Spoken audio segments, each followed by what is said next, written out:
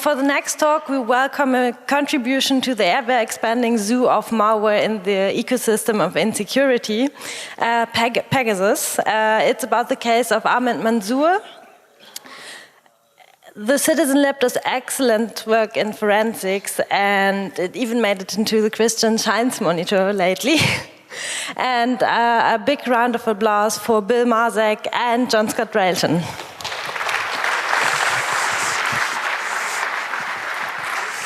Thanks. Hello, everyone. Can you hear us? Awesome. Where's my clicker? So, my name is John Scott Railton, and I'm here with my colleague Bill Marzak, and we are going to present a talk titled $1 Million Dissidents and the Rest of Us. Bill Marzak is a senior fellow at the Citizen Lab. He just got his PhD like last week at UC Berkeley, so quick round of applause. And Bill is also one of the founding members of Bahrain Watch, which does really important work on human rights transparency and defense in the Gulf. Thank you for that lovely introduction, John. My colleague John Scott Railton, of course, is my co-conspirator at the Citizen Lab. He's also pursuing his PhD at UCLA, and his research focuses on targeted threats specifically against civil society. So for those of you who don't know the Citizen Lab, it's located in this big stone building in Toronto. We do two basic components of work. We look at targeted threats against civil society, and then we look at information controls. And what we're going to talk about in this presentation is our work on targeted threats. Some background about the lab. It's fairly old in computer terms. It's independent. It's academic. And our bread and butter is developing long-form trust relationships with targeted groups to find things and then combining that with a real degree of technical rigor to understand what it is that we found, whether it's phishing or other forms of attack. So, quick roadmap. I'm going to talk to you today, along with my colleague Bill, about two attacks. One, O-Day. We're going to talk about some infrastructure fingerprinting. We're going to talk about scale issues for security in high-risk users, and we're going to end on that. All right, so let's jump right into the story. This handsome gentleman here is called Rory Donegie, and he's a human rights activist based in the UK. He's a founding member of this organization, the Emirates Center for Human Rights, that focuses on, you guessed it, human rights in the UAE. He's also now a journalist at Middle East Eye, where he's been publishing a series of stories involving leaked emails from high-ranking members of the UAE government. Recently, he was targeted. He actually got this interesting email here from an address, therighttofight@openmailbox.org. Okay, seems a bit sketchy. Says, Mr. Donegie, we are currently organizing a panel of experts. We invite you to apply to be a member. And you should respond with your thoughts about the following article. And there's a link here to this weird-looking site, right? Axe.me. It looks kind of sketchy, right? Yeah, but at this point, somebody in the audience is probably thinking to themselves, oh man, it's another talk, activists somewhere getting social engineered and phished. Like, haven't I seen this talk many, many times before? Well, that's a great point, John, but keep your shirt on. We're getting to some interesting stuff. All right, so Axe.me was kind of weird, right? We started looking more into this site. We figured out that it was this thing that claimed to be a service where you could shorten URLs, kind of like bit.ly or something like this. It turns out, though, that it was publicly accessible. So anybody could go here and shorten a URL that they wanted. It would redirect using just a regular HTTP 302. But the link that was sent to Donegie actually redirected using a different mechanism, which ran a ton of JavaScript. If he clicked on it, it would have run a ton of JavaScript on his computer, including a bunch of attacks that would seek to de-anonymize him if he was using Tor. One particular attack was able to figure out the location where Tor browser bundle was installed, which could contain the name of the person using it. Also, there was a really clever technique to do a local port scan of his computer to identify which antivirus program he was using in order to perhaps enable bypassing antiviruses. So he'd received this email. We looked into this weird axe.me site, right? The interesting thing was we were actually able to get more from this attacker. So we instructed Dunnigy to send a response saying, thanks for your message, but I'm having trouble with your link. So this case was actually really unusual because the attacker did, in fact, respond with this email. And they said, hey, we apologize for you having problems. Here's another link where you can download our organizational information as an attachment, as a file. But the catch is we're such a secret organization, we had to protect it with macro-enabled security, right? So it requests Dunnigy to please enable macros to view the information about the organization, right? So this is the image that he was presented with when he opened up the Word document. It says, this document is secured, please enable macros to continue, and it says the same thing in Arabic. And it's got, it looks official, right? It's got the Office 365 logo, it's got the Proofpoint logo, like those guys do document security. Okay, this is a pretty good fish so far. So what did the macro do? Obviously, it displayed information, but that wasn't the only thing it did. So it turns out it was a pretty basic PowerShell macro, or a macro that ran a PowerShell command. And the PowerShell command was designed to gather basic system information, as well as, interestingly, the installed version of .NET. And it submitted all this information to a kind of interesting-looking site, adhostingcache.com, and pulled a response back from the server, which was then executed in PowerShell. So we got this stage 2 response from the server, which actually installed a scheduled task in Windows, and every hour it pulled new commands from the server and executed them. But it was actually a different server, encapsulawebcache.com. And then, so the third stage, the commands pulled down by the stage 2, we were actually able to get some of these. And they appeared to be, the first command was getting the ARP table, which contained perhaps information about other machines locally connected to the network to perhaps enable lateral movement by the attacker. And also very, very aggressively scrape the computer for passwords and browsing data, using, in fact, GPLv3 licensed code, nobody tell Richard Stallman, from this application called QuasarRat. All right, Bill. Phishing, PowerShell, macros. I'm still kind of skeptical that this is going somewhere interesting. Well, you're right. It's technically boring, but it actually, this sort of technique keeps working. Activists keep getting compromised. It just sounds to me like more user error. Well, in fact, John, this looks kind of like a digital public health problem. Indeed, it does. So, as we've worked with targeted groups for a good chunk of the last decade, one of the things we've observed is that the internet, surprising no one, has profoundly reduced asymmetries in the ability of individuals and organizations to communicate and broadcast their information, right?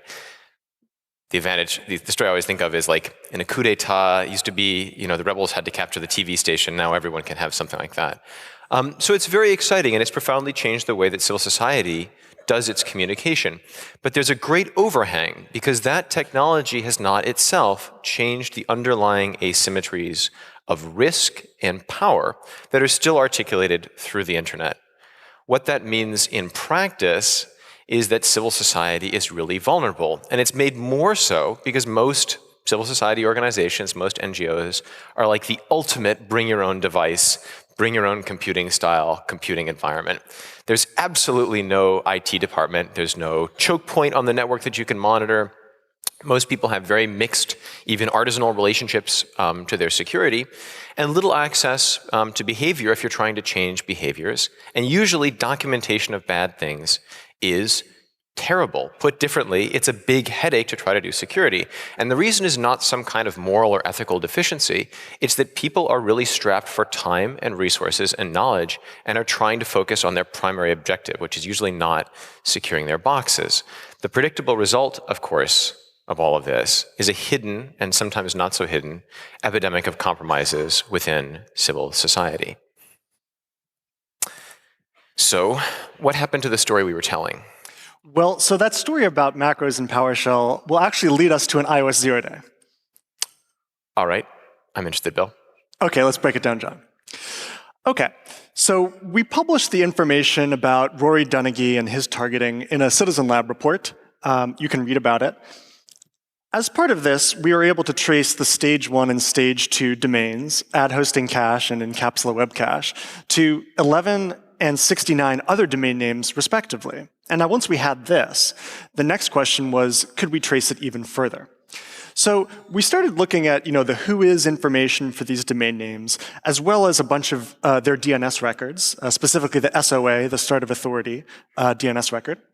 And we noticed something quite interesting. We noticed this email address, pn1g3p@sigaint.org, and it was pointed to by one of the stage 2 domains we had found, but also by 3 other domains which we had no idea what they were. They didn't match our fingerprints for stage 1 or stage 2 of the spyware. In fact, we determined they were designed to impersonate this website, Asrar Arabia, or Arabian Secrets, which is actually a legitimate news site that provides news and gossip about stories going on in the Middle East. We were able to get the contents of these sites. We just visited these websites and found the following code, the following HTML code returned by the sites. As you can see, what's going on here is they're showing the legitimate Asrar Arabia website to the user in an iframe that takes up the whole browser window. And there's also this invisible one-by-one iframe loading this weird-looking site, smsr.net/a bunch of numbers. Very weird. So we began kind of investigating this. We looked at this link specifically.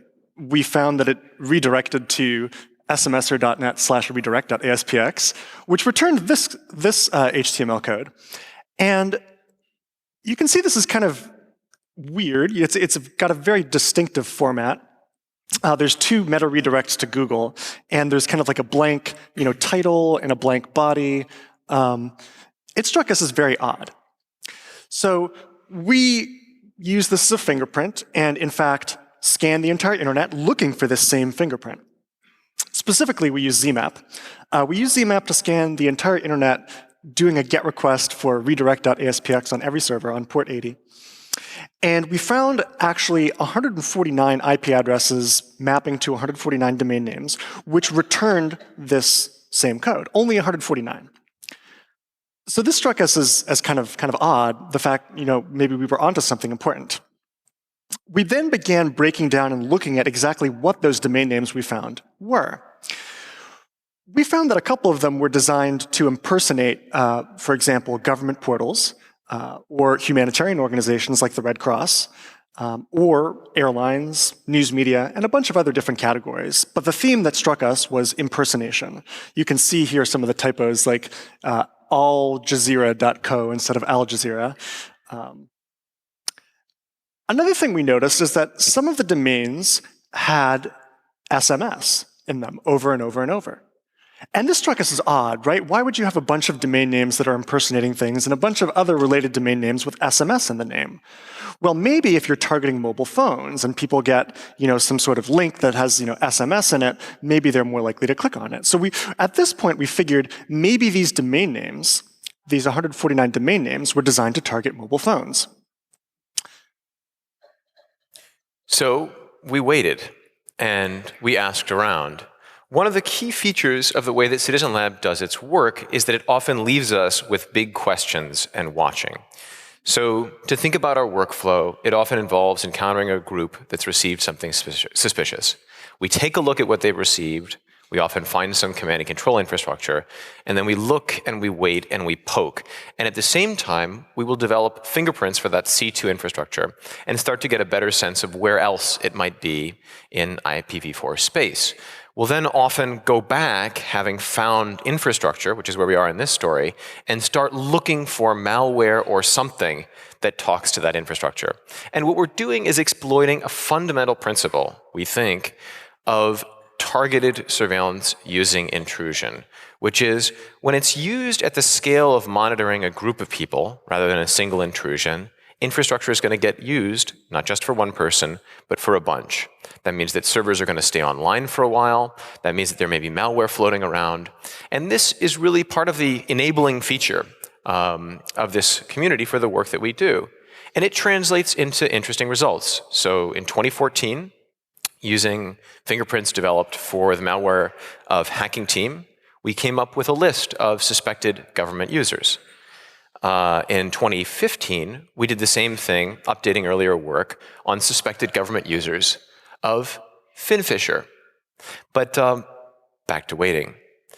In August of 2016, we got a message from Ahmed Mansour, who is, as was mentioned in the introduction, a human rights defender based in the UAE. Mansour said, "Guys, I think I'm being targeted again." And we believed him because in 2011, Mansour was targeted with FinFisher, an exe disguised as a PDF. And then, nobody leaving well enough alone, he was targeted again with a Hacking Team implant in 2012, this time with an attack document and some old day.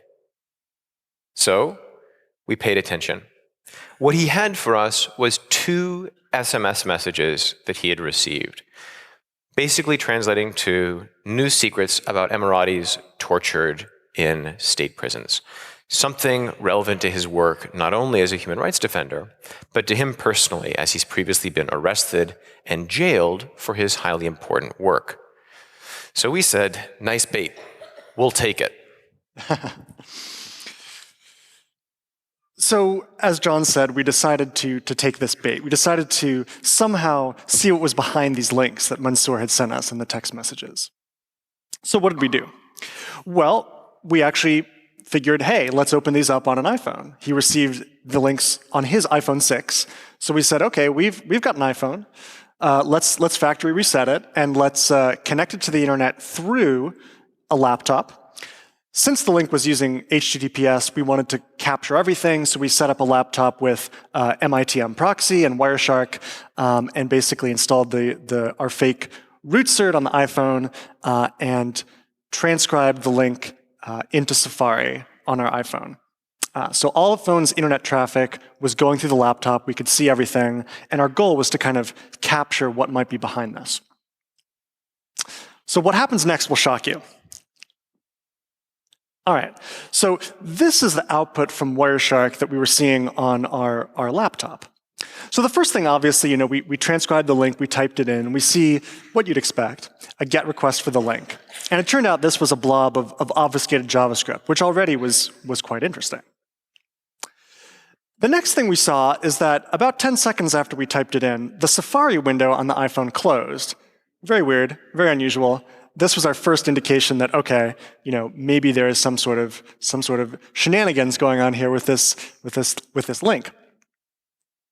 We saw then the phone sent out another request for this file final111, which was a second stage of lightly obfuscated shellcode.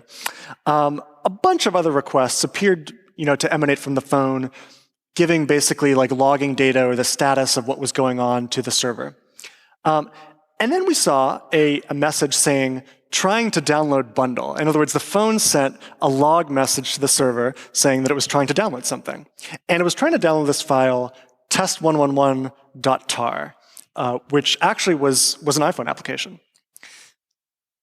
And the interesting thing is that this request came from a non-Safari user agent, telling us that control had been transferred, perhaps, to some other process on the phone, which was fetching this. So, hold on, Bill. Are we looking at some kind of remote jailbreak? Well, that was kind of what we thought. We thought we might be looking at that, indeed.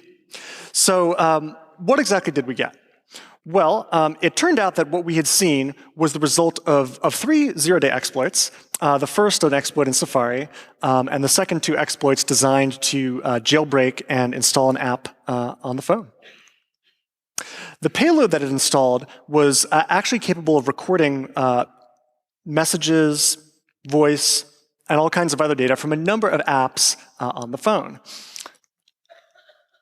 And for those of you who have been attending CCC, we gave the artifacts that we'd received to our friends at Lookout, And this handsome gentleman here, Max Basili, gave an excellent talk on the internals of the exploits and the jailbreak on day 1 of CCC. So hope you all check that out. If not, you can watch it online.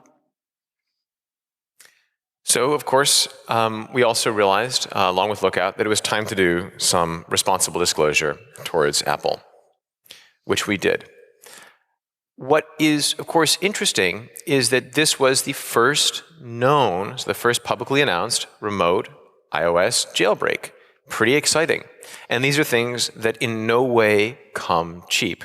Most recently, we learned that Zerodium is offering a $1.5 million bounty for a similar piece of technology. But this has also caught the attention of the popular media, even Vanity Fair, which published an article asking who's stealing the secrets of Silicon Valley's crown jewel. So, who did hack Silicon Valley's crown jewel? Right. So we've told you what we've got. We got the remote jailbreak, we got the interesting spyware, but who's behind it? So remember we did this scan, we used ZMAP, we found these 149 IP addresses that were related to that weird site, smsr.net. So that didn't really help us in attribution. We got these IP addresses, we got these domain names, there were no clues, really. So the natural next step is we decided to go back in time. And of course, we didn't actually go back in time. We simply used historical internet scanning data. And we looked up those 149 IPs. How did they behave in the past? We found out that 19 of these 149 IPs actually gave a different response in the past to a GET request on port 80. And it was this other weird, odd-looking Google redirect. You can see, there's like the Unicode byte order mark at the beginning. There's like some weird line breaks in there.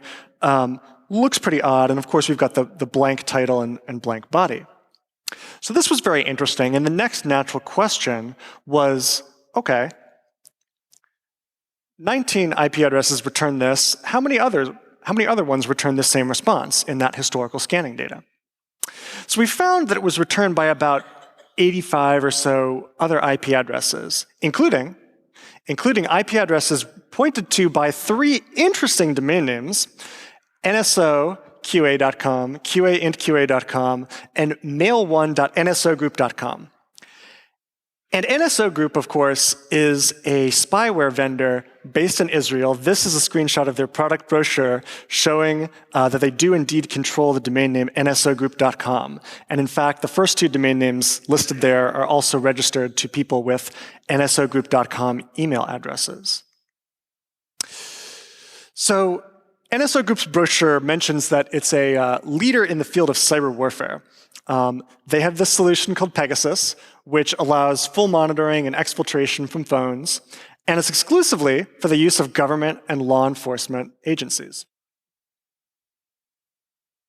So, although Mansour was the first target we found, he wasn't the only one. This is Rafael Cabrera, a courageous Mexican journalist. And we got in touch with Cabrera after we learned that he'd been receiving suspicious text messages. So, what were these messages? Well, they included things like a fake Facebook link, account overage charges, news alerts related to his work, and then, bizarrely, just crude sexual taunts followed by a link. Why anyone would click on that is beyond me. Why was he targeted? Well, it turned out that the links were either shortened links going directly to the infrastructure that we had found or directly pointing at that infrastructure. Now, our guess is that this may have something to do with his work on the Casablanca scandal. So the Casablanca scandal, in brief, is the discovery that the now president of Mexico, formerly a provincial governor, received during his provincial governorship a house paid for by a company that got a concession to do an infrastructure project during his tenure as governor, widely believed to be an example of corruption. But this wasn't the only case either. In the course of our scanning, we found evidence of targeting across the globe, from Mexico and the UAE to Uzbekistan, Kenya, Mozambique, Qatar, Turkey, Morocco, Hungary, and elsewhere. Now, of course, the question is, what's all this targeting, right? Well, if you listen to the chief counsel of Hacking Team, a company that sells this kind of stuff, he would have you believe that these, and this is a quote, that this is designed to target terrorists, pornographers, and other criminals. We could refer to this as the fig leaf. In fact, our research turns up again and again evidence of this technology being used perhaps for some law enforcement purposes, but also pointed at the political opponents and critics of powerful regimes, journalists, activists, and human rights defenders. So who are these people? Well, let's give you a thumbnail sketch.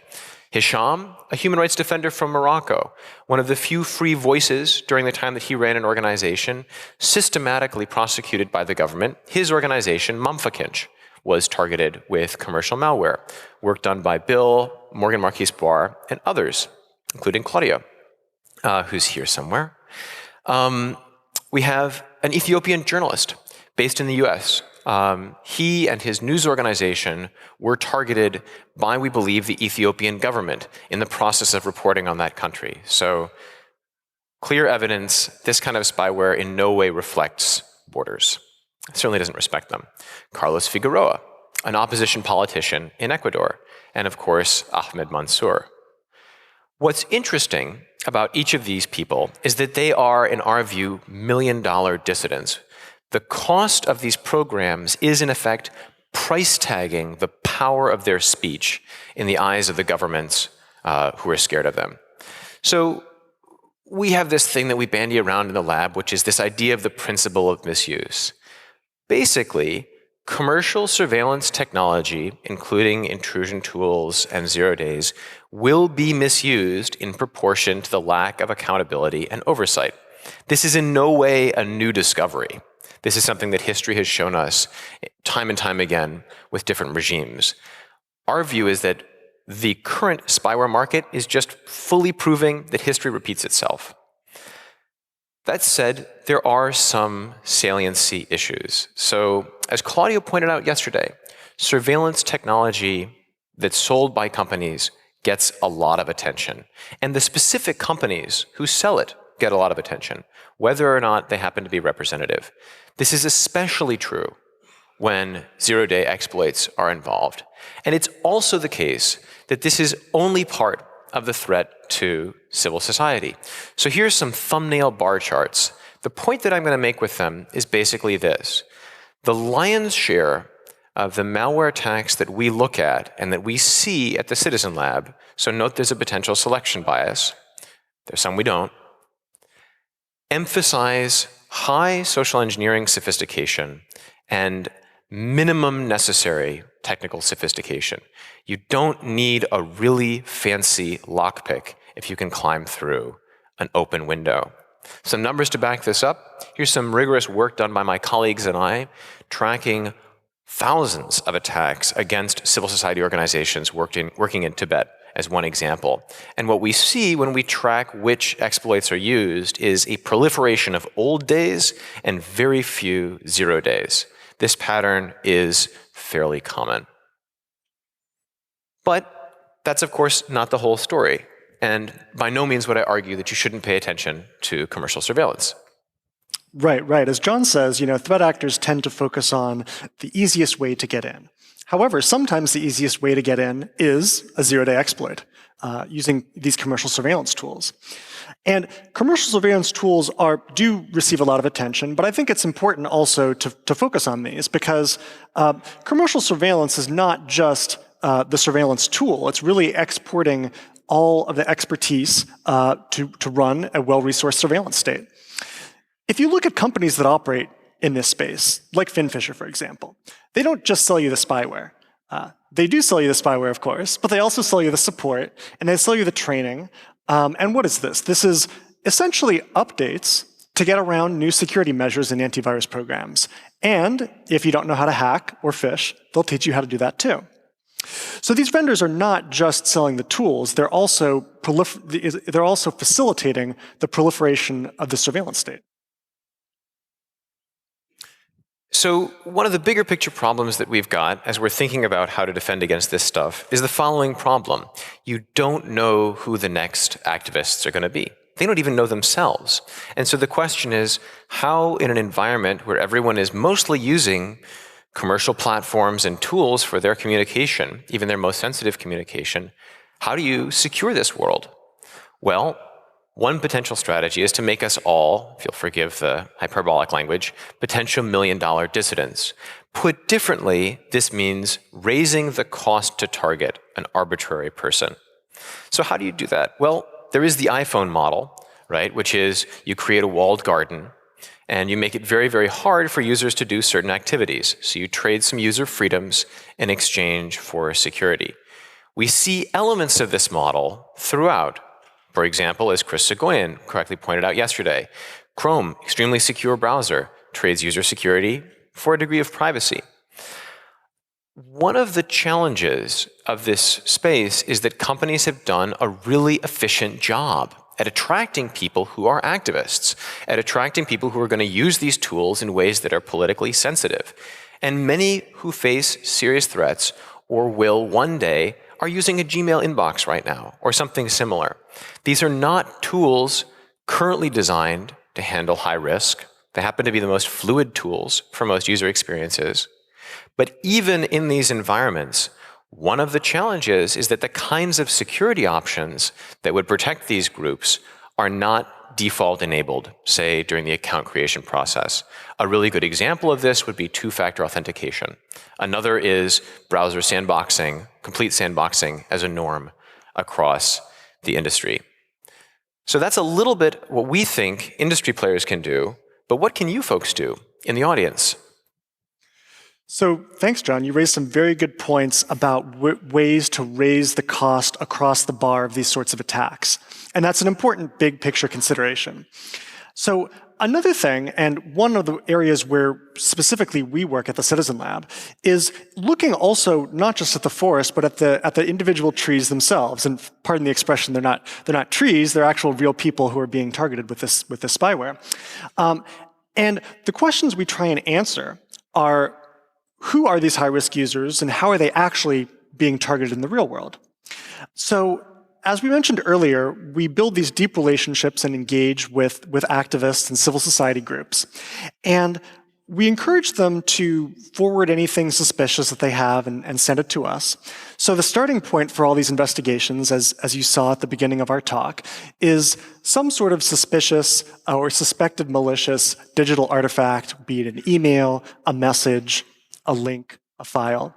And then we aim to answer the questions, of course, is it an attack? How is the attack happening? Who's conducting the attack? Who's the attacker? And what else is the attacker doing? Can we trace and look at their other activities?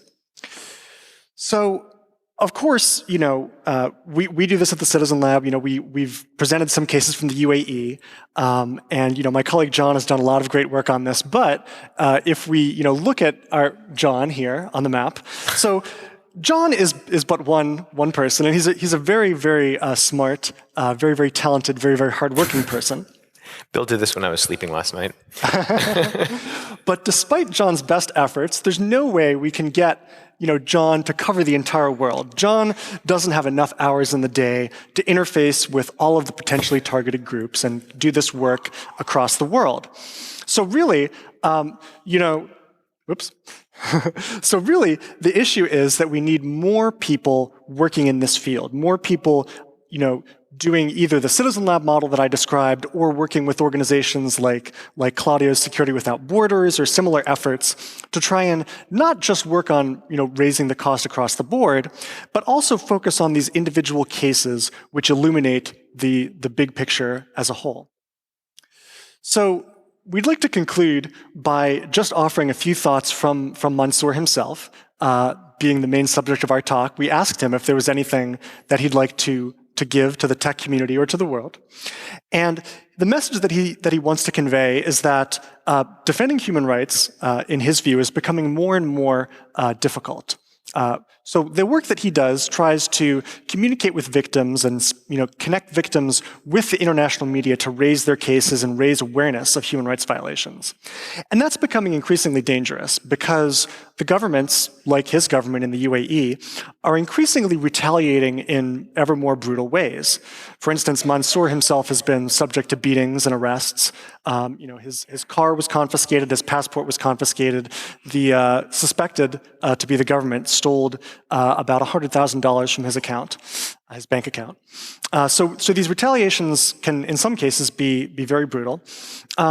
And once the technology reaches these governments like the UAE, he's certain that it will be abused and used to target, dissidents, activists, and other people who are just exercising legitimate freedom of expression rights. So he implores the international community and technologists to try and do whatever they can to make sure that these sorts of dangerous technologies like Hacking Team, like NSO, like FinFisher, do not make it into the hands of repressive regimes in the first place. So with that, we'd like to close on some quick acknowledgements to some amazing colleagues, but first thanking the organizers of this event for having us. We really appreciate that, and running the event so excellently. None of our work works very well without the close collaboration of a bunch of amazing colleagues: Ron Diebert, Sarah McCune, Claudio Guarneri, Adam Senft, Irene Peranto, Masashi Nishihara, Morgan Marquis-Boire, who did some of the amazing work on tracking malware from governments, the team at Lookout, especially Max, Apple Inc., who worked with us very carefully to do the disclosure process, and a lot of other researchers, including Seth Hardy, who've been tremendously helpful to us as we've done this work. And finally, closing on thanking Passive Total. So with that, I'd like to open it up for questions from the audience. If folks have burning things you'd like to ask us, we would love to answer. I see already a question at number 4, so jump right in. Fortune favors the brave. So there have been attempts to restrict the distribution of these kind of tools through the Wassenaar arrangement. Do you feel that that is the best way to do this? Well, I think what we can say is that our work on NSO shows that the current arrangement is wholly under-resourced for stopping the proliferation of these tools. And I think I'll leave it at that. Yeah, I think it's also interesting to kind of look at how the efforts have been focused so far, specifically on intrusion tools and zero-day exploits, but also looking at what the key salient characteristic of these organizations like FinFisher, NSO, and Hacking Team are. And in my view, the key characteristic is that they don't just give you the tools, because anybody can give you the tools. What they do is they hold your hand while you use them. They give you support. They give you training. It's this complete package that really can bootstrap a government from no knowledge to getting information from activists' phones and computers quickly. Yeah. And I think I'll also just observe, as somebody recently pointed out to me, some form of additional regulation is probably in the pipeline, and we probably want to make sure as a community that we are as engaged as possible in ensuring that that regulation works and works for us and is balanced. Question on the 2. Have you been profiling what devices, what platforms are being targeted? And do you have any idea if as a government, do you want to pay, I don't know, a huge amount of money, you have to know which platform to target. So how is it being done? How do you target your people and platforms? Well, great question. It really depends on the case. I think in a lot of sophisticated attacks, we see elements of profiling before targeting. In other cases, and Bill can speak to this, the exploit servers that we look at actually select and fire based on what device you touch. Yeah, so companies like NSO or like Hacking Team, and probably FinFisher too, offer exploit services. So, the government that's targeting you can create some sort of link, and the link dynamically, sees what platform you're on, perhaps based on, the user agent header or other headers in your request, and then delivers the appropriate, spyware payload for whatever your device is. But, I think from when a government is thinking about this, when an attacker is thinking, hey, what platforms do I want? They can perhaps leverage some intelligence from their country, seeing which are the most common platforms in their country. But perhaps maybe the smarter attackers would think and say, oh, maybe it's not really about the platform, it's about the information. Where is the information? What are the other ways I can get at the information? Maybe you want to access someone's email account. And the easiest way to do that would be phishing rather than targeting a specific platform. Or maybe there's files on someone's device that you want, and in that case you've got to hit that device. Yeah. The flip side, of course, is cyber militia-like groups. So the My Cousin Knows Computers approach to doing malware, lots of commercial rats. Those groups will often target what they see as most popular in the communities that they're targeting. Question over there. Hi, thank you for the talk. I would like to ask you two questions. One is there any metric to know all of these tools, how many of them were used for actual criminal activities in a position to just like dissidents? And the second question is that maybe without this technology, the tools that these government would use would be more dangerous to these activists. Like, could they operate spies or just lock them up? Yeah. Maybe it's a bad thing overall, but maybe it's better than the alternative. So these are really interesting questions. Bill, do you want to go first? Yep. And then I'll say something. Yeah, sure. So with respect to your second question, I think it's definitely an interesting point. Like, if this technology wasn't available, maybe they'd be, more brutal. I think, it speaks to, I think, a fundamental philosophical argument, right? Do you kind of look at what's going on and see something bad happening and try and stop that, see what you can do to try and make things better? Or do you, kind of think several steps down the line and, well, if I do this, maybe they'll do that. I think, and at least from my point of view, I think, what we want to be doing is, identifying harms and wrongs that are happening and then trying to go after those directly. And then if, the government starts, torturing people in response, that's an additional thing that we advocate on and try and stop.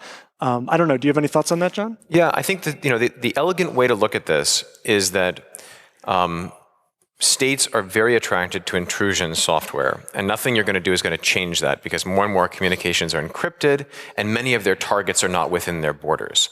And so I think the model should be raise the cost to engage in those practices. You can't stop it, and you probably can't legislate it out of existence. But the more the cost is raised through all these different means, whether it's more secure devices, whether it's better norms in the community so people are less attracted to the bright, shiny things of selling bugs to these brokers, or whether it's working on behavior, you want to increase cost. Question on one. The majority of attacks, as you know, don't use fancy O-Day exploit chains. They'll use shitty off-the-shelf rats.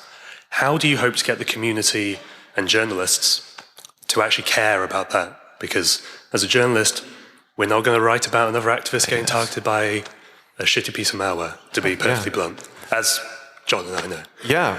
Well, I think we had this conversation.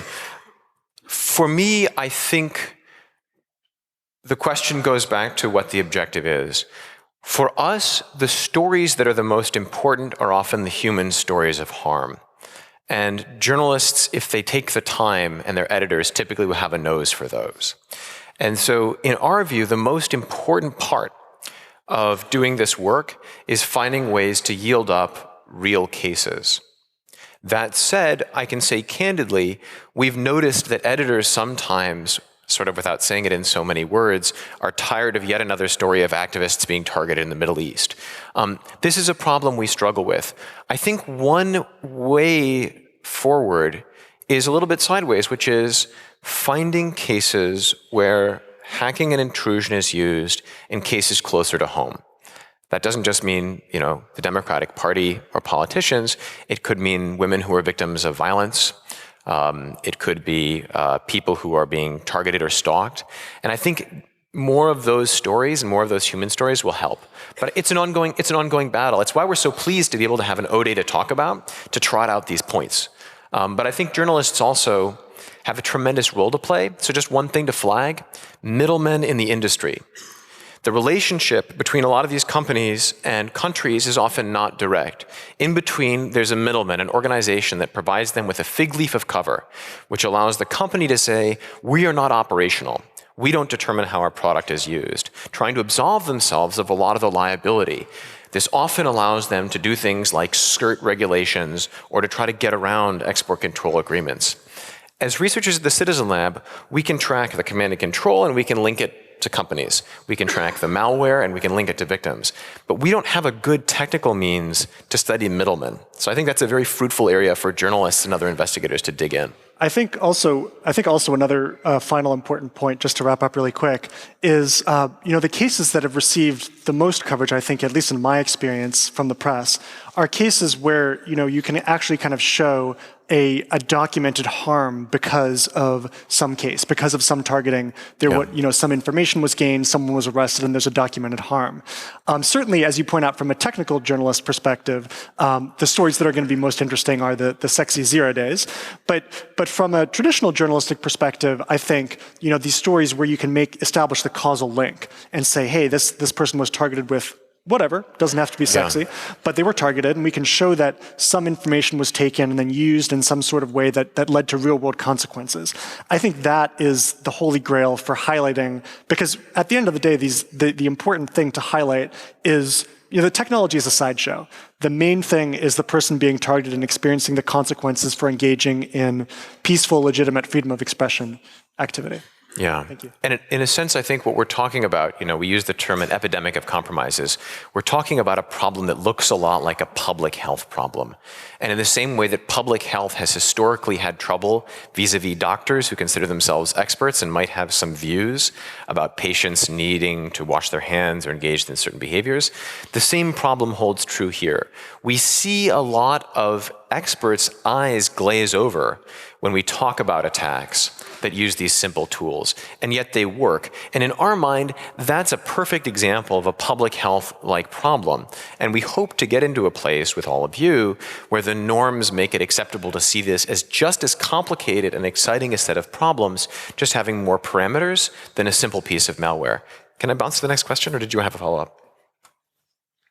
Guys, thanks for the great eye-opener first. And I have a question. I'm walking here around like 2 days, and also in my daily life, I see a lot of laptops with stickers on the cameras or stickers on the mics. It really makes me laugh. But actually, it for me is just an indication that we don't trust our software vendors. Actually, have you ever thought about how is there a community or something that we can see or audit somehow the legitimacy or maybe the trustfulness of a software?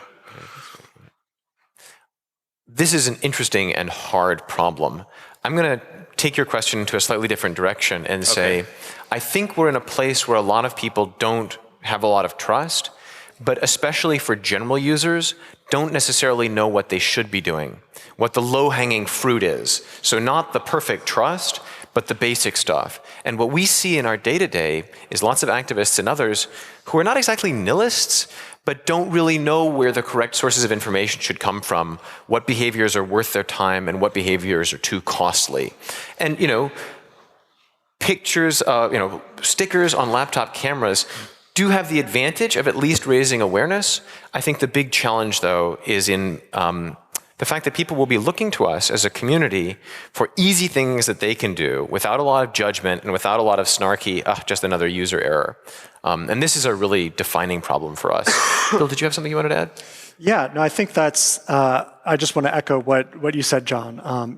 There's time and time again, like I'm struck by dissidents that I talk to, and they, mention all these kind of like, homebrew things that they do. We call them artisanal security. Yeah, artisanal security, right? Where they'll say like, oh, well, I have this crazy system where I keep swapping SIM cards in my phone to remain anonymous when making phone calls to different people. Or, I jailbroke my iPhone to install a second copy of WhatsApp so I can have an anonymous number and a non-anonymous number on WhatsApp.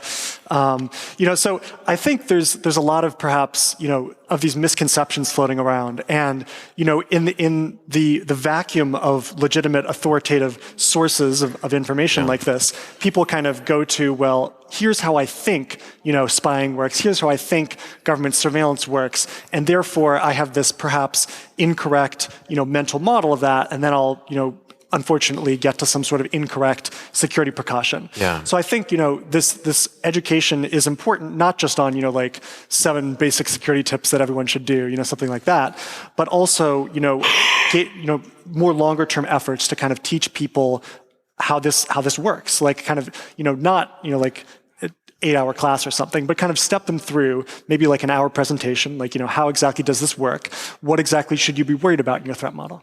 Yeah. Thank you. Thanks. Great question. Do we have other questions? If there's no other question, gentlemen, because you're always so swift, you deprived us of the opportunity to applause and thank you, and that's... Oh.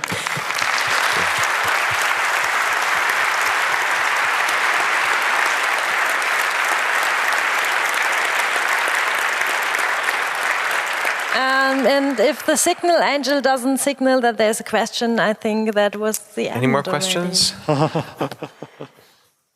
right. All right. Thank you. Well, thank you so much. Oh, you know what? One thought to add. Parting observation. When we talk to civil society groups about digital security risk, one thing, it took a while to dawn on me, white guy coming from North America talking to people about their problems somewhere else. Agent of innocence in a lot of ways, right? A lot of naivete. And one of the things that I discovered is that people, of course, surprise, surprise, are constantly engaged in balancing the risks that they face in other domains.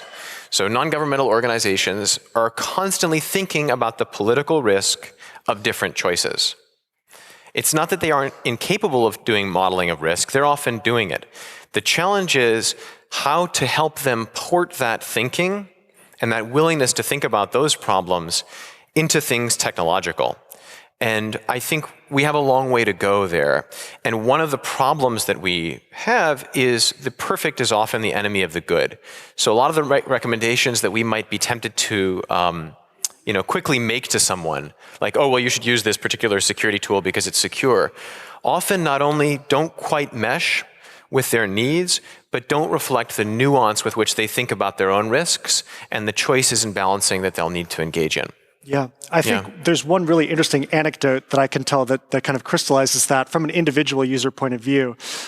So I work with some activists in Bahrain, and we heard a story a couple of years ago that a bunch of activists were arrested by being traced through this messaging app that they were using, and we analyzed it. It was an insecure messaging app called Zello, and basically. Our first thought was like, okay, well, let's recommend that they use a secure messaging app. But the reason why they were actually using this insecure app was it was the only one they could find that provided a walkie-talkie functionality. And how they use this is that, an activist would be, asleep in his bed. He'd have the phone beside his bed. And if there were the police coming in doing house raids and searches in the village, then someone would get on the walkie-talkie and broadcast the message to everyone. And it would wake up the sleeping people immediately, like, dozens of people, and say, hey, there's police raids in the village, right? And so they couldn't switch away from this because it was part of their model of avoiding the risk of being, arrested by police. And this, interception digital security risk was kind of, ancillary in their mindset to this real world risk. So I think that's a great point. Great. Did you have anything you wanted to add? I think I'm good. All right. Guys, thank you so much for your time and attention. We really appreciate the welcome here.